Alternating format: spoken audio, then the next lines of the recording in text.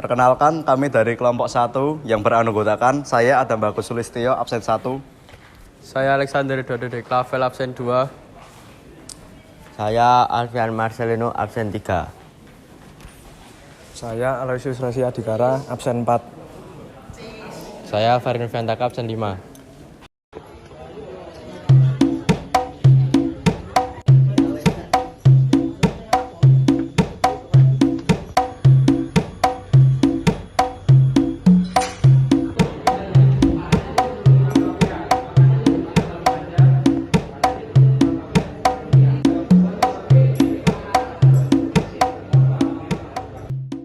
Di sini saya akan menjelaskan bagaimana sangiran dari lautan berubah menjadi daratan.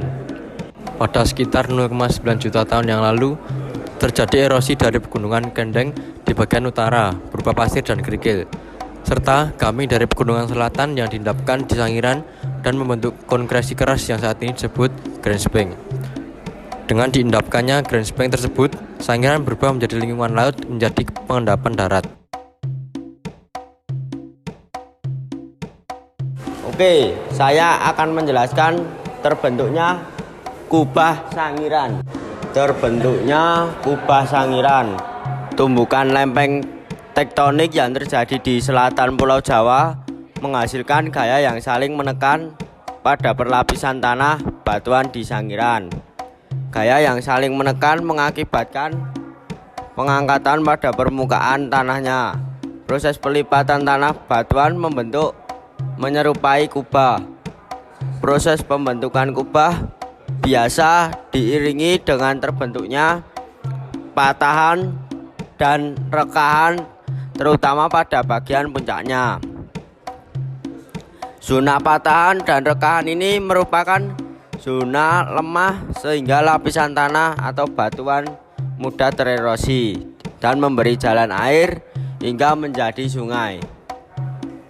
Kontur tanah sangiran yang berbukit-bukit terbentuk akibat aktivitas vulkanik, tektonik, serta naiknya diapirik, sedimen, lempung, dan terjadi ratusan ribu tahun yang lalu. Tumbukan lempeng tektonik menghasilkan gaya tekan horizontal. Adapun pengelinciran kompleks gunung api dari atas ke bawah dan naiknya lapisan lempeng dari bawah ke atas menghasilkan gaya saling menekan secara vertikal. Gaya tekan tersebut menyebabkan pelipatan lapisan sehingga membentuk perbukitan pada permukaan tanahnya. Saya akan menjelaskan lapisan yang belakang saya ini. Yang pertama ada lapisan lalibin tersusun oleh lempung biru dan batu gamping yang kaya fosil foraminifera. Yang kedua, lapisan pucangan mengandung larik lempung diatome, batu lempung pasiran yang mengandung moluska, lempung hitam, dan material breksi lahari. Yang ketiga, lapisan greenbank menyerupai beton semen yang sangat keras, terdiri dari konkresi konglomeratan atau gamping pisoid. Yang keempat, lapisan kabuh terbentuk dari larik-larik pasir fluvio vulkanik atau pasir sungai dari gunung api yang saling tumpang tak beratur.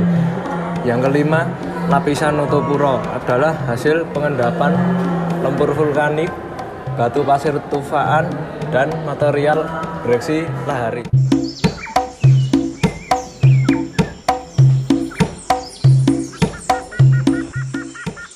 Ada 2 fosil buaya yang pernah hidup di Sangiran. Mari kita jelaskan. Sejak 20 juta tahun silam merayap menelusuri Himalaya dan menyeberang Selat Sunda.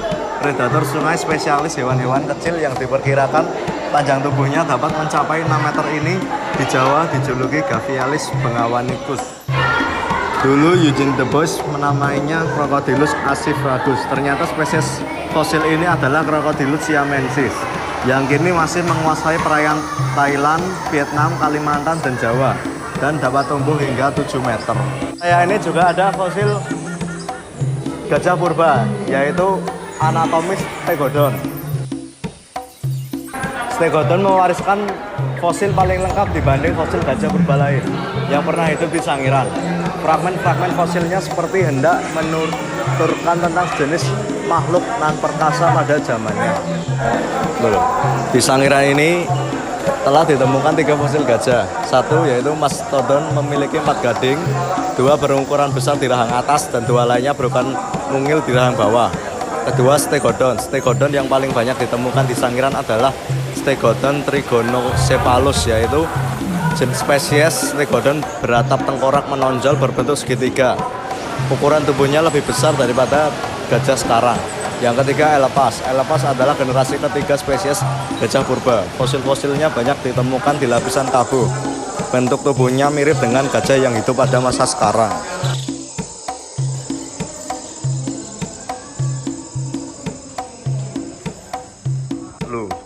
Halo teman-teman, sekarang saya berada di tempat tengkorak manusia wajak. Kedudukan manusia wajak dalam evolusi manusia sering menjadi perdebatan. Awalnya manusia wajak dianggap sebagai keturunan Homo erectus di Asia yang telah berevolusi menjadi Homo sapiens dan menjadi cikal bakal orang Australoid. Mereka diduga hidup sekitar 40.000 sampai 50.000 tahun lalu. Selain mempunyai ciri Australoid, manusia wajak juga mempunyai ciri fisik Mongoloid, sehingga ada yang menduga mereka adalah hasil pencampuran antara penduduk awal Jawa yang berciri seperti orang aborigin dengan pendatang baru dari daratan Asia Tenggara yang berciri Mongoloid, seperti umumnya suku bangsa di Indonesia sekarang.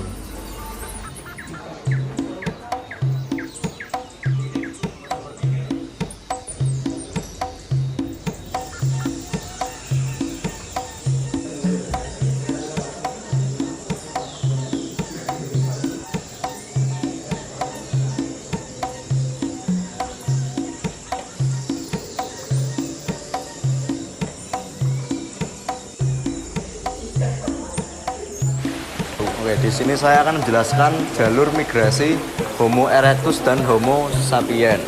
Homo erectus bermigrasi melalui jembatan darat yang terbentuk karena menyusutnya air laut. Menyusutnya ini menghilangkan Laut Cina Selatan dan Laut Jawa sehingga dasar laut menjadi lembah. Lembah itu yang menjadi jalur migrasi Homo erectus ke Indonesia. Sedangkan untuk Homo sapiens mulai bermigrasi keluar dari benua Afrika menyeberangi semenanjung Arab atau Bab el Mandeb. Begitu mereka mencapai Timur Tengah, mereka akan bertemu dengan Neanderthal dan berkembang biak hingga populasi tersebut melebur menjadi satu.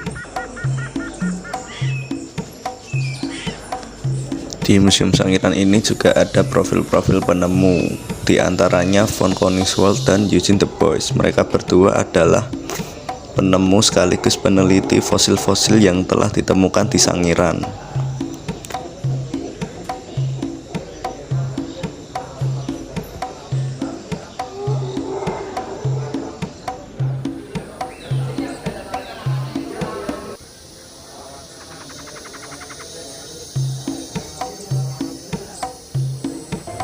Alat batu masif ini digunakan manusia purba untuk berburu maupun perlindungan diri. Kebanyakan alat ini terbuat dari batu.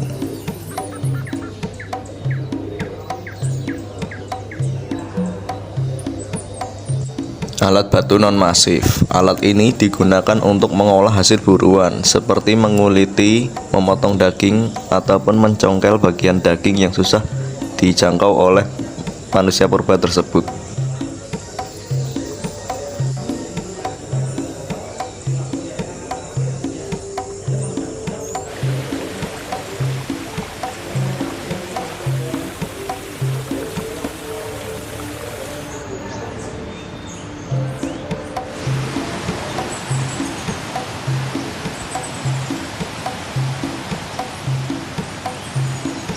Di sini ada fosil-fosil hewan purba setelah Sangiran berubah menjadi daratan. Di antaranya ada seperti kerbau, banteng, babi hutan, harimau, dan juga rusa.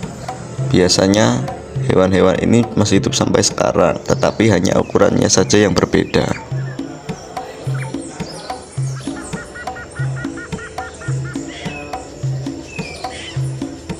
Manusia purba jenis Homo sapien merupakan manusia purba yang mempunyai kemiripan dengan manusia modern.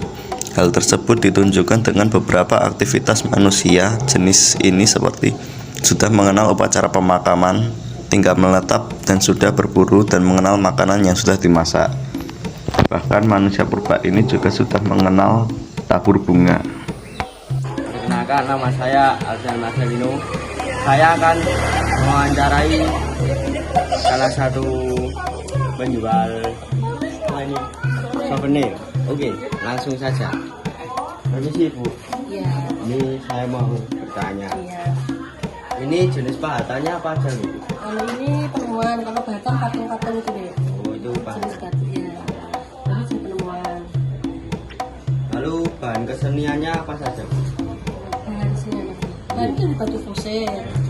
Namanya batunya bertua, jadi patung. Nah, sekarang itu namanya batunya bertua. Pas sangiran deh. Oh. Harga jual dan keuntungan yang didapat berapa? Harga jual. Harga jual ya ada yang murah, yang mahal, tinggal besar kecil barang. Kalau barangnya besar ya harganya besar.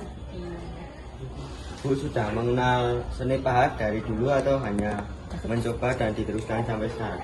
Saya penjual pemahat pengrajinnya ada sendiri. Oh. Saya jual sudah kecil, masih SMP saya sudah jualan. 25 tahun lebih saya jualan begini. Saya masih SMP udah jualan. Masih ya Bu? Ya.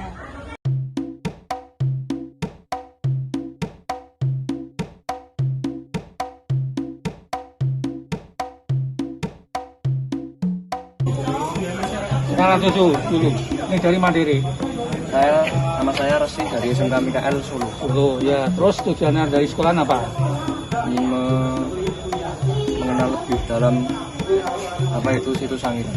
Ya, terus maunya apa? Mau bertanya. Iya, boleh. Yang pertama, cara merawat fosil penemuan. Ya, terlalu dia dibersihkan dan disimpan. Cara merawatnya. Yang kedua, Terus apa? Yang apa kedua, tradisi yang dilestarikan di sini? apa? Apa tradisi yang dilestarikan di sini? Ya, semua benda purbakala yang asalnya sudah menjadi fosil itu dilestarikan. Namanya dimuseumkan. Ya, di museum saja. Yang ketiga, dampak Museum Sangiran pada masyarakat sekitar. Ya, untuk meningkatkan ekonomi masyarakat sekitarnya. Yang keempat, fosil terbanyak yang ditemukan di Sangiran. Paling banyak saja. Gajah.